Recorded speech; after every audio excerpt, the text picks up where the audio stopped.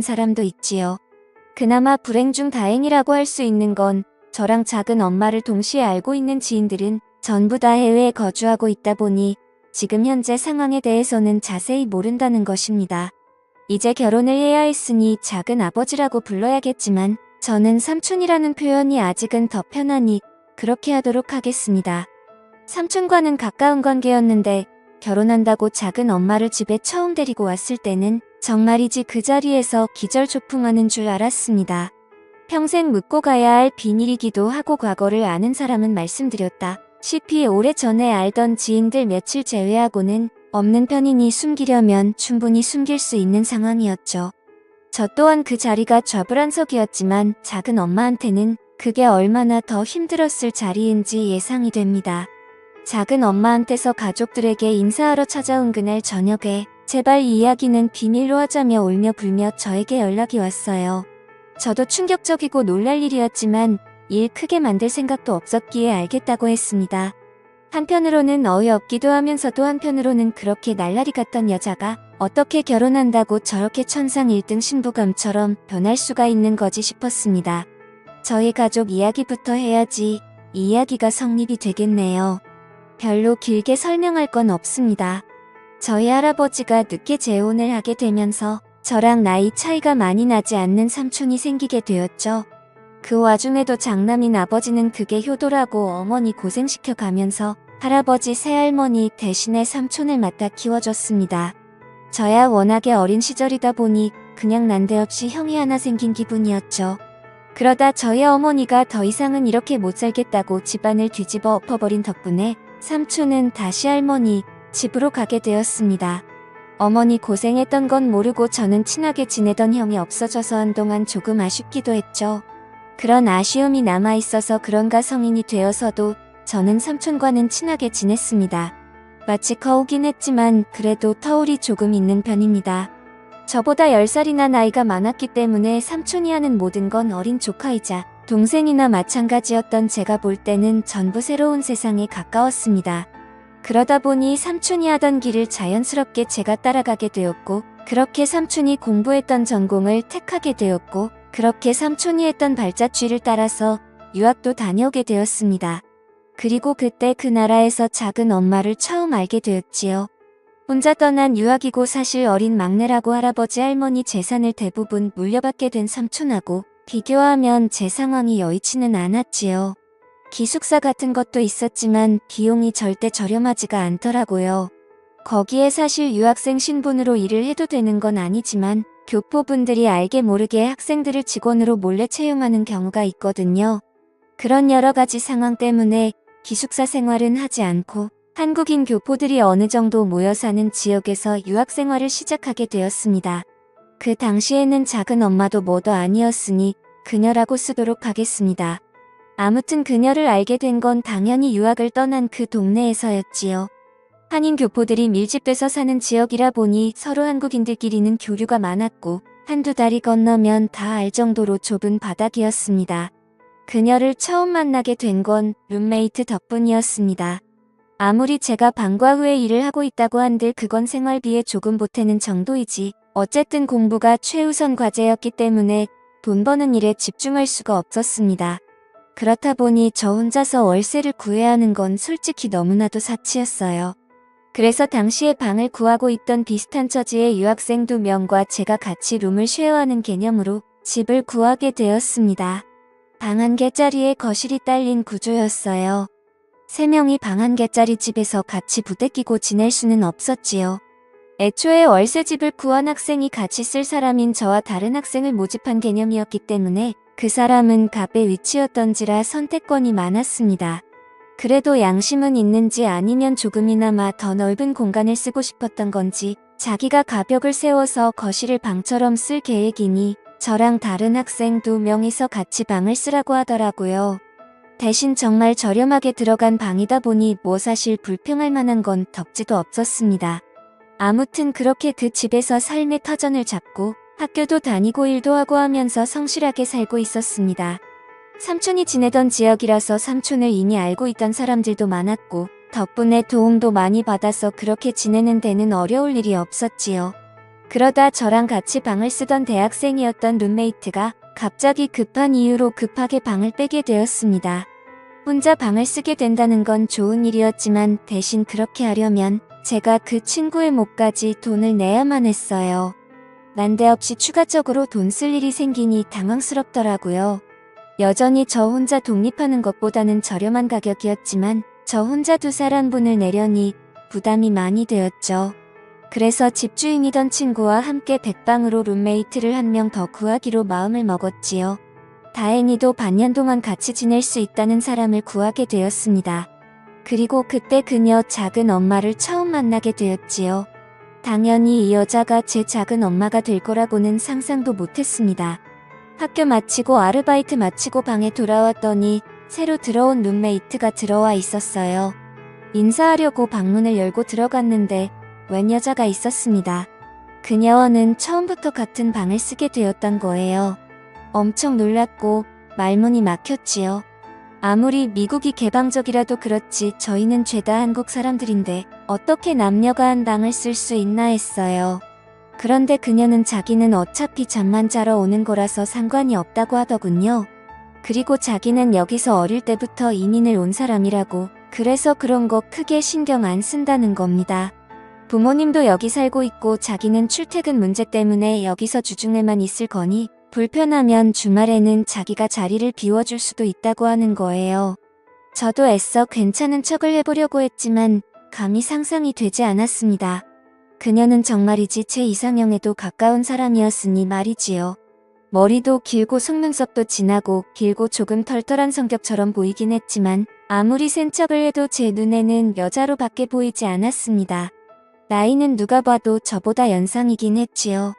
아무리 그래도 저는 학교 다니는 대학생이고 그녀는 회사 나가는 직장인인데 아무리 못해도 5살 차이는 나겠다고 생각을 했지요. 그래도 여러모로 생각해보면 저도 그녀가 외적으로는 기나지만 참 마음에 들었기도 하고 당장 룸메이트가 없으면 추가적으로 나갈 생활비 생각해보면 어차피 누가 못하게 하는 사람도 없는데 여자랑 한 방을 같이 써도 뭐 문제될 게 있나 생각을 했습니다. 그래서 그녀와 난데없이 동거 생활을 시작하게 되었네요. 처음엔 그녀도 그녀 말대로 잠만 자러 집에 들르는 것처럼 보였습니다. 그런데 따지고 보면 저나 그녀나 별반 차이가 없었어요.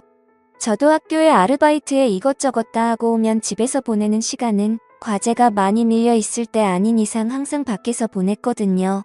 그래서 오히려 어떤 날에는 그녀가 벌써 불 끄고 자고 있는데 제가 살금살금 들어와야 했던 적도 있습니다. 그렇게 1달 정도 지났던 시점이었을 겁니다. 그날도 제가 아르바이트가 늦게 끝나는 바람에 그녀가 벌써 집에 들어와서 잠들어 있을 때 집에 돌아오게 되었습니다. 잠에서 깨지 않게 살금살금 제 침대로 가려고 하고 있는데 제 인기척을 느꼈는지 그녀가 저를 부르더군요. 괜히 저 때문에 잠이 깬 건 줄 알고 조용히 하겠다고 죄송하다고 하는데 그게 아니고 자기는 안 자고 있었고 저인 줄 알고 불렀다는 거예요. 그래서 무슨 용으로 불렀느냐 물어보니 그냥 그녀가 요 며칠 저를 쭉 지켜봤는데 참 재미없게 사는 것 같다고 하는 겁니다. 맨날 집 아니면 학교 아니면 일터냐고 모처럼 외국에서 사는데 추억도 만들고 그래야 하지 않냐는 거예요. 그래서 삼촌도 여기서 똑같이 유학을 했다.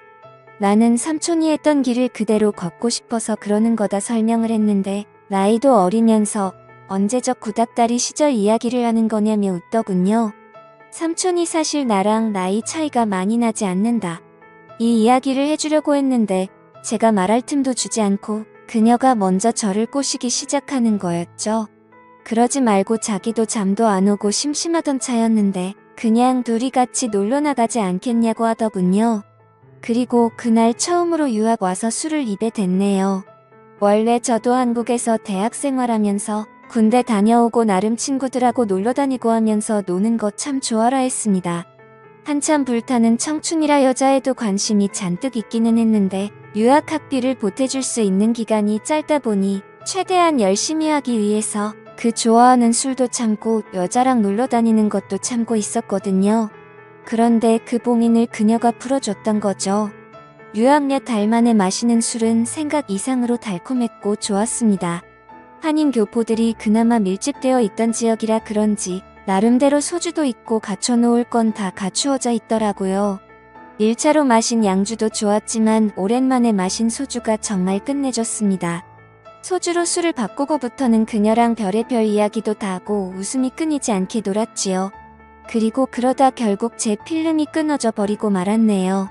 아침에 일어났을 때는 뭐 말할 것도 없었지요. 어떻게 집은 들어와 가지고 그녀와 저는 각자 쓰는 침대가 아니라 같은 침대에 누워 있었습니다.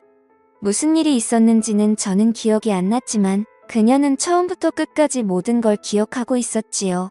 사실 그 상황에서 기억이 나고 말고 그게 뭐가 중요하겠습니까?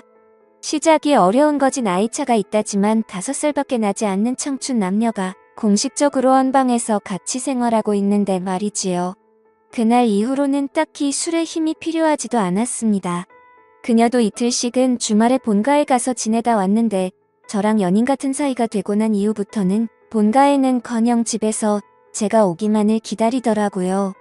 같이 살던 집주인 행세하던 룸메이트가 저한테 부럽다고까지 말했습니다. 이럴 줄 알았으면 자기가 방을 쓸 걸 그랬다고요.